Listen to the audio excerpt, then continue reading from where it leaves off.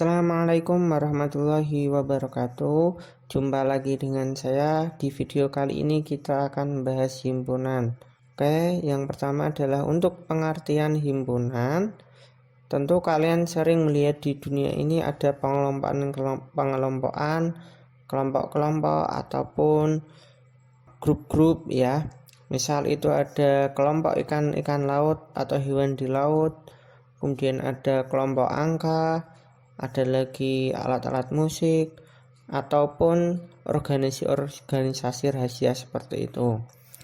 Sedangkan yang kita bahas kali ini adalah himpunan.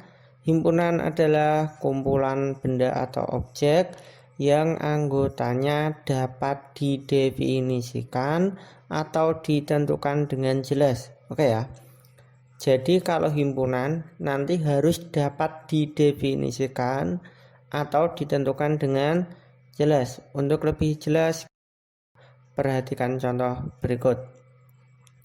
Ada kumpulan siswa pandai, ada kumpulan siswi cantik, kemudian ada kumpulan hewan berkaki dua, yang keempat ada kumpulan huruf vokal. Untuk yang pertama, kumpulan siswa pandai, dia ini nanti bukan termasuk himpunan, meskipun itu kumpulan ya, tapi dia bukan himpunan. Kenapa? Karena himpunan harus didefinisikan atau ditentukan dengan jelas. Padahal di sini ada kata pandai yang merupakan sifat. Itu mungkin orang satu dengan orang yang lain itu berbeda pandangan atau berbeda definisi, sehingga ini masih relatif ya. Maka bisa dikatakan belum jelas.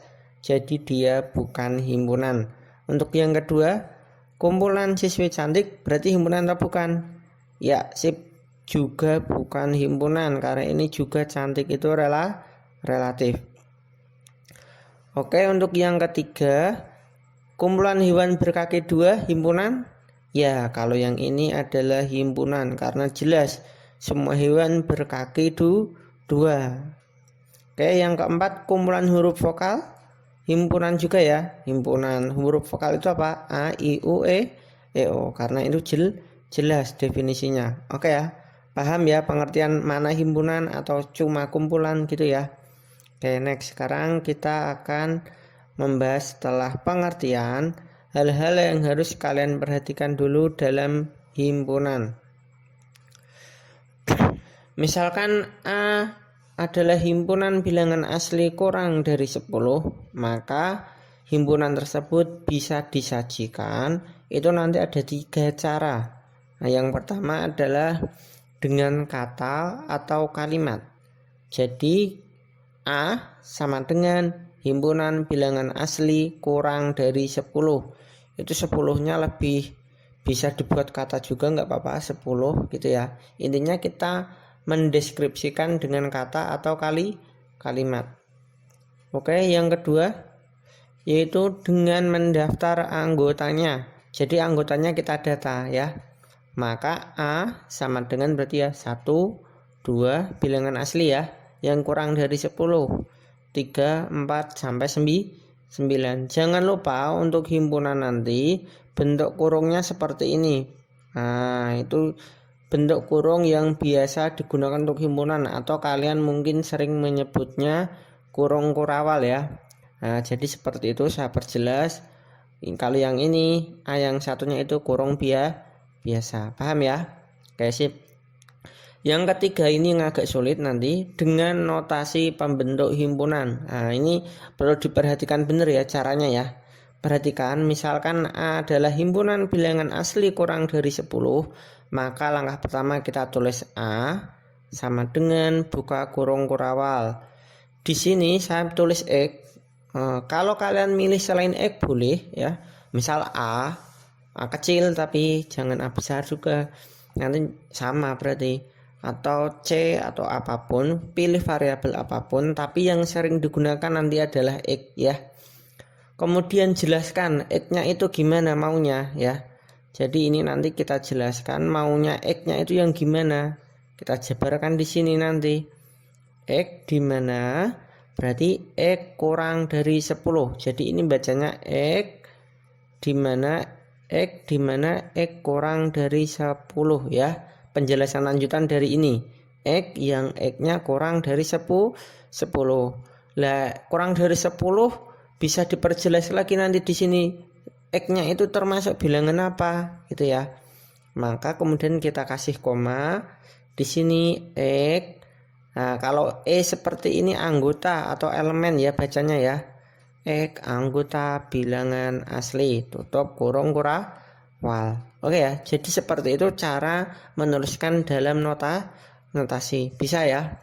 Jadi X, kemudian jelaskan X-nya yang gimana, terakhir X anggota bilangan apa. Yang sering dipakai seperti ini. Oke ya, bisa ya. Kalau nggak bisa videonya diulang-ulang nggak apa-apa. Oke, next.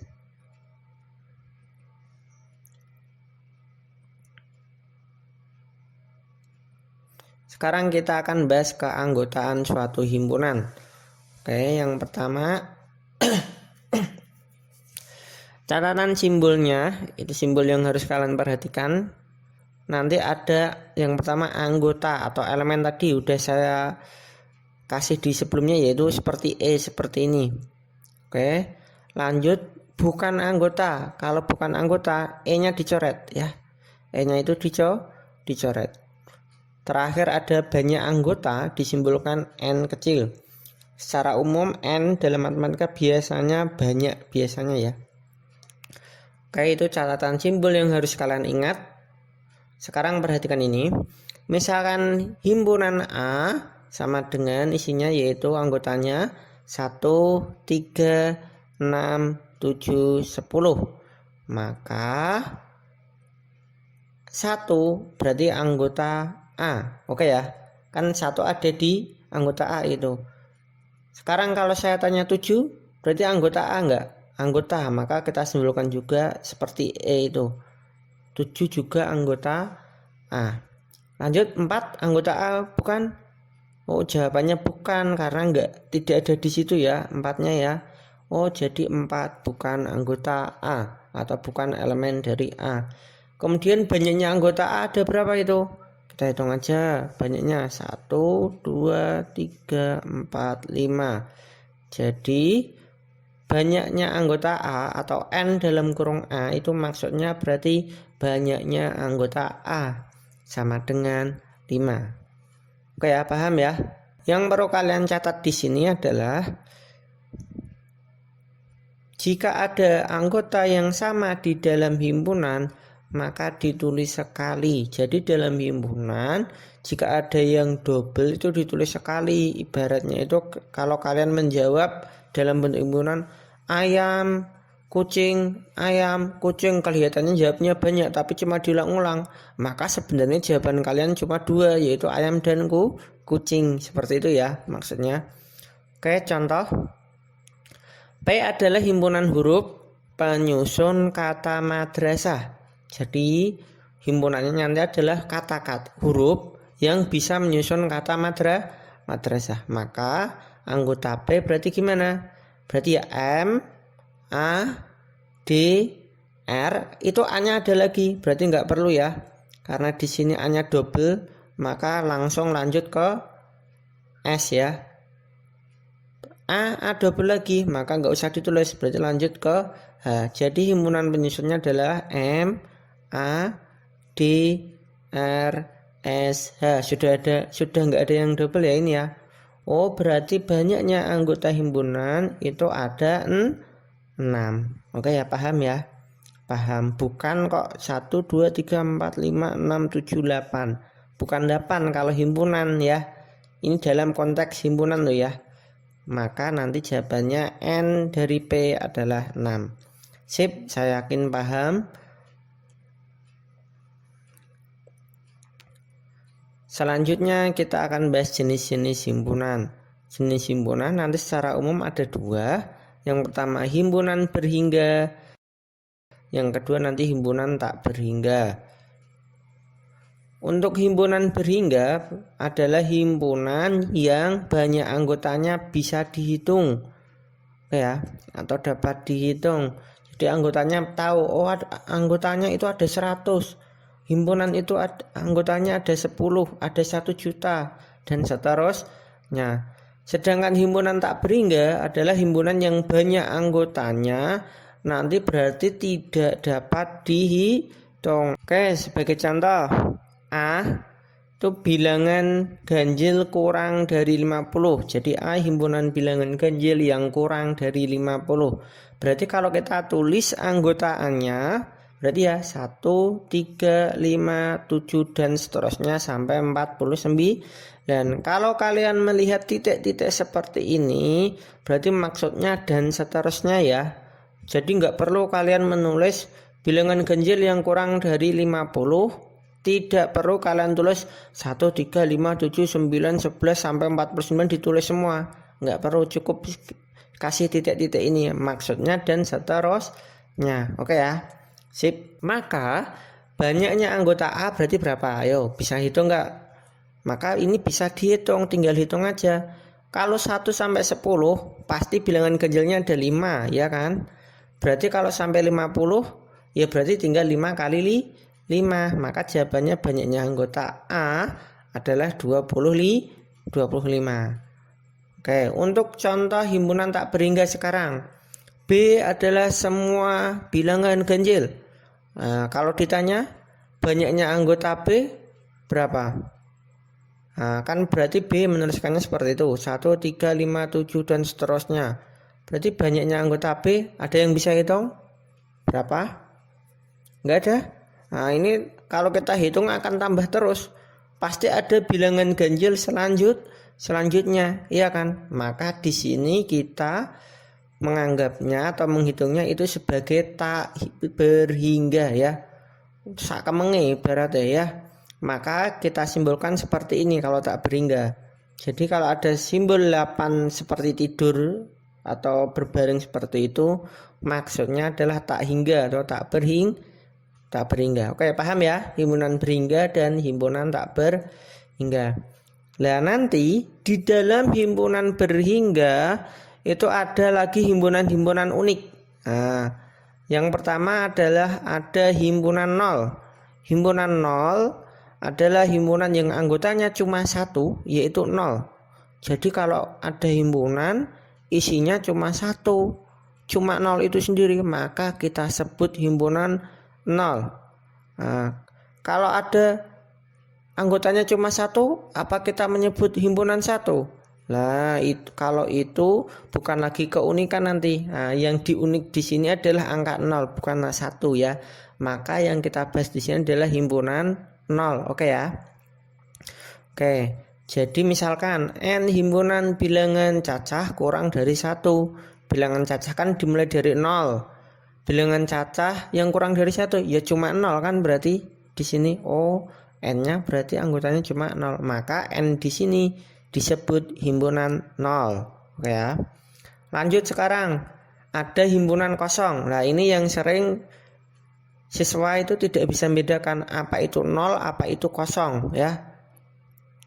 Kalau kosong itu adalah himpunan yang tidak punya anggota.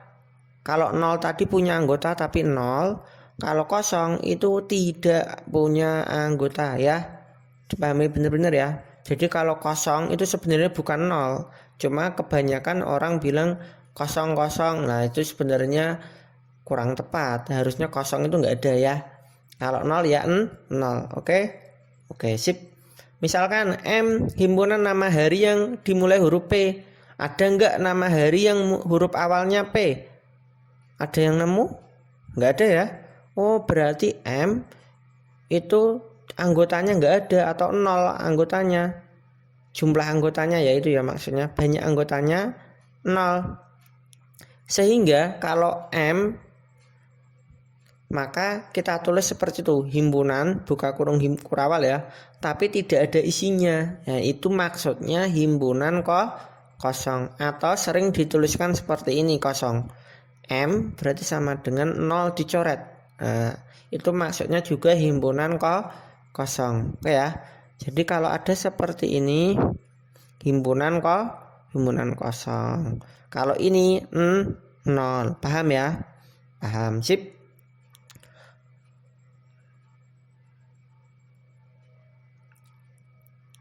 Oke, selanjutnya kita akan bahas himpunan yang sama. Himpunan A dan B dikatakan sama jika setiap anggota A sama dengan anggota B dan banyak anggota kedua himpunan tersebut sama. Contoh, A adalah himpunan huruf penyusun kata kasur. B adalah himpunan huruf penyusun kata sukar. Maka kalau kita tulis dalam anggota, berarti A anggotanya apa aja itu? K, A, S, U, R. Oke ya. B berarti S, U, K, A, R. Oke, kita cek. Apakah setiap anggota himpunan A itu sama dengan anggota B? Kita lihat, kita cek K. K sama dengan B ya, ada ya. Oke, sip. A ada. S ada sama U, R. Berarti ada semua sama ya. Dan banyak anggota keduanya sama ya. Banyaknya 5. Maka di sini himpunan A dikatakan sama dengan himpunan B karena jumlahnya sama dan setiap anggota A sama dengan anggota B. Oke ya, maka A sama dengan B. Lanjut. Setelah himpunan yang sama, kita sekarang akan membahas himpunan yang sederajat atau sering dikatakan nanti ekuivalen. Himpunan A dan B dikatakan sederajat atau ekuivalen itu jika banyaknya anggota himpunan A sama dengan banyaknya anggota himpunan B. Nanti simbol ekuivalen seperti ini ya. Oke. Misalkan A himpunan warna primer, B himpunan bilangan asli kurang dari 4. Maka anggota A kita tulis berarti merah, kuning, dan biru. Warna primer tahu ya. Oke, lanjut. B adalah bilangan asli kurang dari 4. Kalau bilangan asli itu dimulai dari 1. Berarti yang kurang dari 4 ya. Berarti B adalah 1, berapa lagi? 2 dan 3. Oke, banyaknya anggota A berarti 3. Banyaknya anggota B berapa? Juga 3. Maka A dan B ekuivalen. Kenapa? Banyak anggotanya sama. Oke ya. Karena NA atau banyaknya anggota A dan NB banyak anggota B sama, maka A ekuivalen atau sederajat dengan B. Oke ya. Oke, untuk sementara itu dulu yang kita pelajari tentang himpunan. Silahkan lanjutkan kalian untuk belajar mandiri. Tetap semangat belajar ya. Terima kasih dari saya. Assalamualaikum warahmatullahi wabarakatuh.